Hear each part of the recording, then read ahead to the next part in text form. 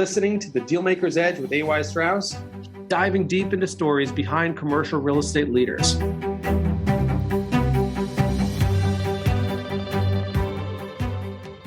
Adam, thank you so much for joining. It's great to see you and great to speak with you as always. We've been friends for a long time. We go back a while. I've watched your career. I've had a lot of success. Give us just a broad sketch of where you grew up, a little background, and how you just got started. Sure. So I grew up in Teaneck, New Jersey. I was born in the Midwest, actually, but I grew up in Teaneck, New Jersey. I did not grow up in a real estate family. I grew up in a family of psychologists. So I was always kind of looking around and seeing those families that owned real estate and people who owned real estate. And it was always really exciting and interesting to me, the idea that you can own something tangible and you can go and visit it. And as I got older and graduated NYU and went to work in the corporate world and then realized I don't really like sitting at a desk, and the idea of going out and looking at buildings and walking on roofs and walking into boiler rooms actually was something that I really enjoyed. That was actually the best part of the job for me, not the worst part. You know, if you like what you do, I think that's really important, being able to find success. I found something I really like doing and I started doing a lot of it. And luckily for me, I've had tremendous mentors over the course of my career who really enabled me to learn, make mistakes, recover from those mistakes, and ultimately excel. I think I owe a lot of that to just kind of understanding what I like to do, but also finding people in my life who were willing to be supportive and, acknowledge both my innate abilities and talents and also my shortcomings, and to try to focus on the better things. Well said. And I think the fact that you grew up in a family of psychologists has not hurt your career, given all the psychology that goes into all the heavy negotiations that you do on a day-to-day basis. From there, you started to be more active on the acquisition side. And then I guess maybe start with the KABR Foundation. That seems to really be when things took off to the next level for you, right? And then I remember back in 2008 or 2009, on that building from AIG, that was a real sort of watershed moment in your career. But maybe take us back to that time period when things really got started. Absolutely. So the concept for the KABR Group really came out of my partner and mentor, Ken Pasternak, the K in KABR. He had led a very successful Wall Street career, and I had collaborated with him previously at his family office. And it was probably 2007. And he said, the wheels are really going to come off the bus here, basically referring to what ultimately became the Great, or is known as the Great Recession. He wanted to be in a position to buy real estate and assets. And he thought that there was going to be a tide going out, period. He called me up. And at the time I was working for Care One, the Strauss family office, different Strauss. And I spoke to the head of that company, who was a fellow by the name of Daniel. And he was unbelievably supportive of me and my career, which is something that I always appreciate. And we wrote a business plan to how we were going to go, and Kenny and I buy these assets when the tide went out. And that ultimately became the KABR Group. We purchased our first asset in December of 2008. And early into 2009, we purchased what you referred to as, it was a foreclosed REO asset owned by AIG, which was a 240,000 square foot building in Ridgefield Park that was empty. We bought it. We bought it at a terrific basis, and we ultimately populated the building with Samsung and their North American headquarters. And that became a watershed moment for the KABR Group and my career. KABR is a fund. We are a registered investment advisor. We are an SEC registered fund. At the time, we weren't yet because we were just starting, but Kenny committed a tremendous amount of his personal capital, and we had some other early investors who believed in Kenny. And my guess is because I was 31 at the time, to a lesser extent myself, and we went forward and we continued to buy assets. And here we sit almost 15 years later, and having purchased well over 100 assets, having sold over 55 assets, still owning and operating 45 assets, having purchased thousands of apartment units, millions of square feet of office, probably approaching $1 billion of construction. And every day you wake up and you feel like you're at a baby startup company and you have something to prove. And I think that feeling that I had on, the first day is still the same feeling that I wake up with today. And I like the way you understated that acquisition 2009 when you bought that AIG building, because even today to buy a vacant office building is gutsy. But at that period of time, after Lehman just went down, it was a nuclear winter. I mean, nobody bought existing multifamily at that time, cash flowing assets. And to go buy a vacant office building in that climate, in that market, in that time, and to put Samsung in there really was quite awesome. And there was certainly many other deals which were interesting, but that just from a time perspective was fascinating. I remember it clearly. And then obviously KABR's had a lot of success.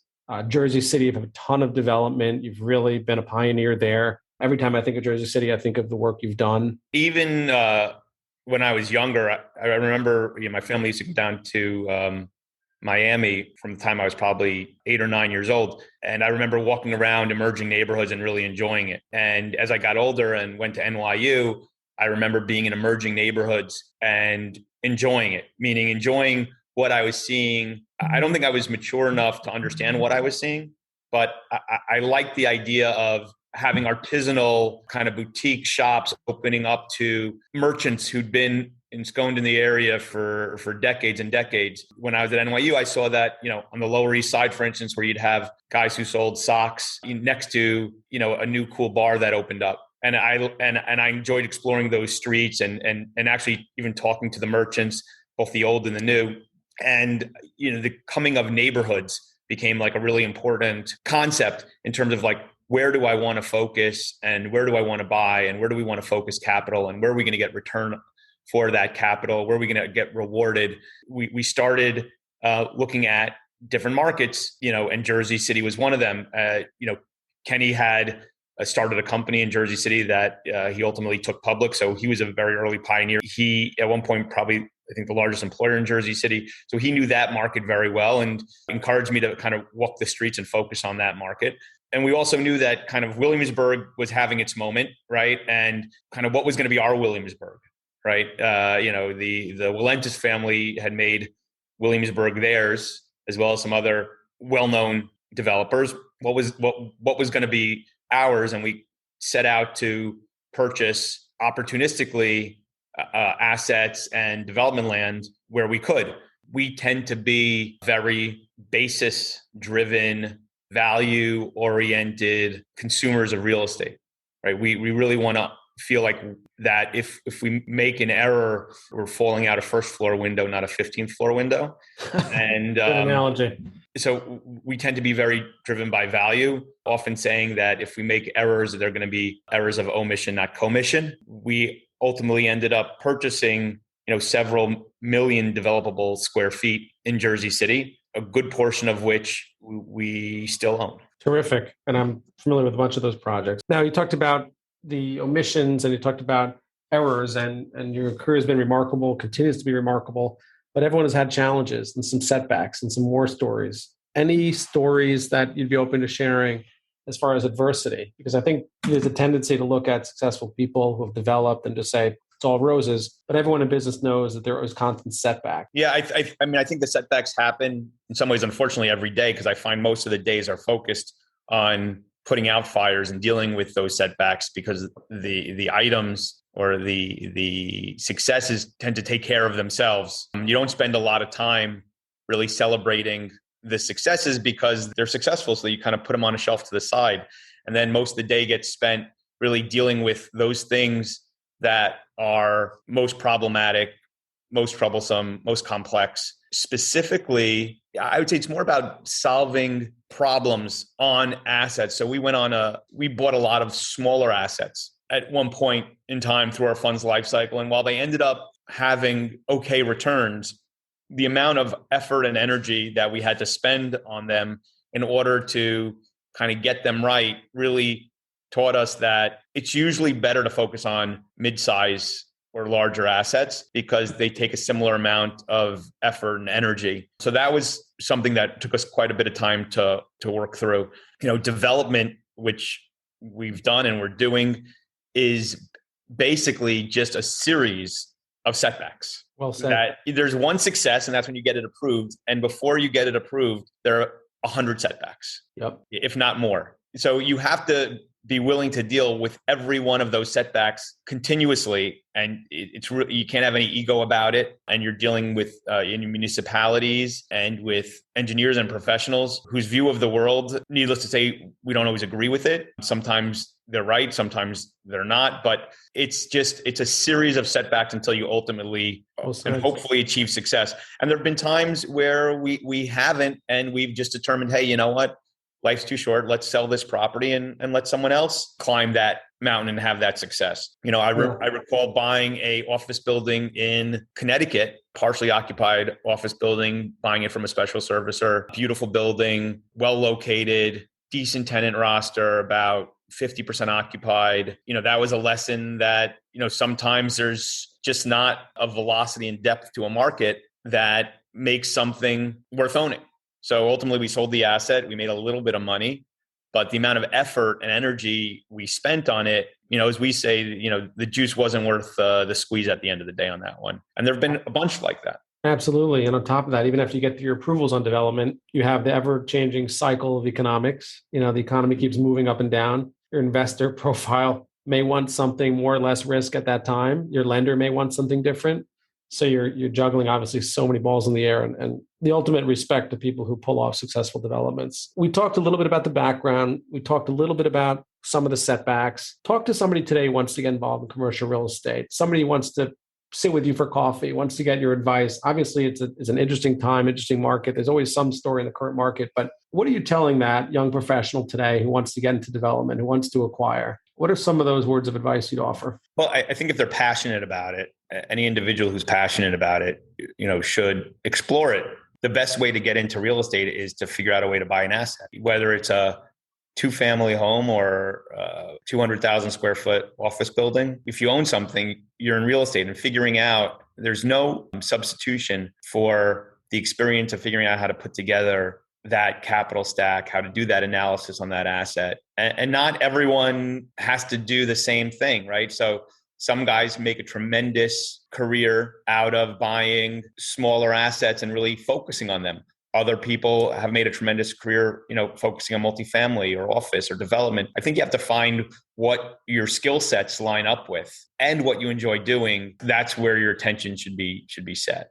Well said. And you talked about multifamily, and I know you've been more and more active in the Southeast, but you want to talk about a little bit more in the past year or two, some of your more current focuses? We recognized quite a while ago that there was some pretty interesting demographic shifts taking place in the country, and we targeted Southeast markets where we believed that we could take advantage of those demographic shifts and also acknowledge kind of our own size and ability. So through some intensive research, we chose Jacksonville. There were other markets we had been looking at that we could have chosen. We probably would have been right to choose those markets as well, but ultimately we chose Jacksonville. And it was because it was a top 20 MSA in terms of population. It had tremendous job growth, job drivers, geographic migration trends, but it wasn't Orlando and Tampa had a lot more attention and focus. And we had the opportunity at that time to, amongst other things, be, a bigger fish, and I'd say a more mid-sized pond.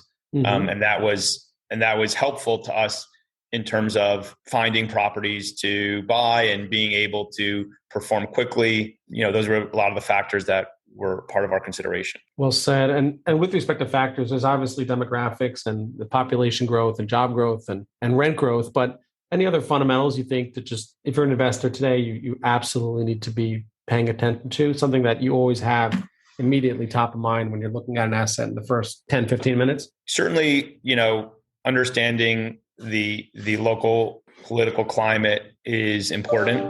If you're doing development and go to a place that you just know they're going to be obstreperous and really work to stop you from doing what you do, you have to take that into account. And maybe it's not worth it. Maybe life's too short. I remember getting a great piece of advice from, one of the guys I look up to in real estate who said, buy real estate in places you like visiting, whether it's New York City, Brooklyn, Jersey City, parts of Florida, Carolina, wherever you like going and seeing that real estate, go buy stuff there. There's enough real estate, to buy it in places you like.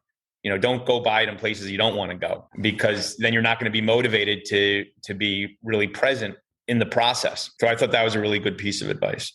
That's awesome. And speaking of advice, it's a tough game you're playing. It's super competitive. There's a lot of capital. There's a lot of deals which are tight. You're managing a team. You're managing investors' money. You're dealing with all your lenders, your partners, your vendors. I mean, you've got a lot of responsibility on your shoulders. What do you do day to day? Obviously, you have a personal life, as everyone does, but how do you get that mental aspect of your career always in the right frame of mind to do what you do day to day? Obviously, you love what you're doing and your passion's carrying you, but what are the types of things you're telling yourself when you're going through those tough developments or you're having a terrible day? I mean, what's sort of driving you? On the really tough days, and they certainly happen, I look back at kind of my family story. My father was born in a displaced persons camp in Germany after World War II. My grandparents survived the camps. So I try to, on a relative level, understand what they went through and say, kind of whatever I'm dealing with right now is not nearly as bad.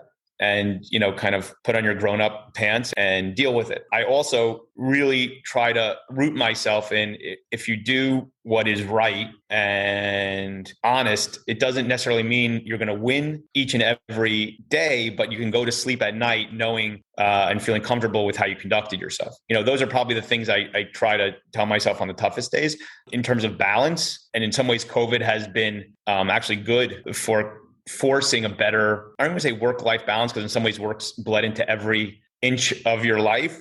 But at the same time, I think it's become more acceptable I'm home for dinner much more frequently now. That doesn't mean I don't work after dinner, but I'm home for dinner more often. So it's just kind of finding more time to be present and be around, exercise, meditation, whatever works for the individual. I think that's important to weave into your day-to-day. Well said. I think we've had a great conversation. I really want to thank you very much for being on. It's a pleasure to be a part of your podcast, and thanks for the thoughtful questions. Thank you for joining the Dealmaker's Edge. Don't forget to follow us on your favorite podcast platform. Give us a 5-star rating so more people can follow the conversation.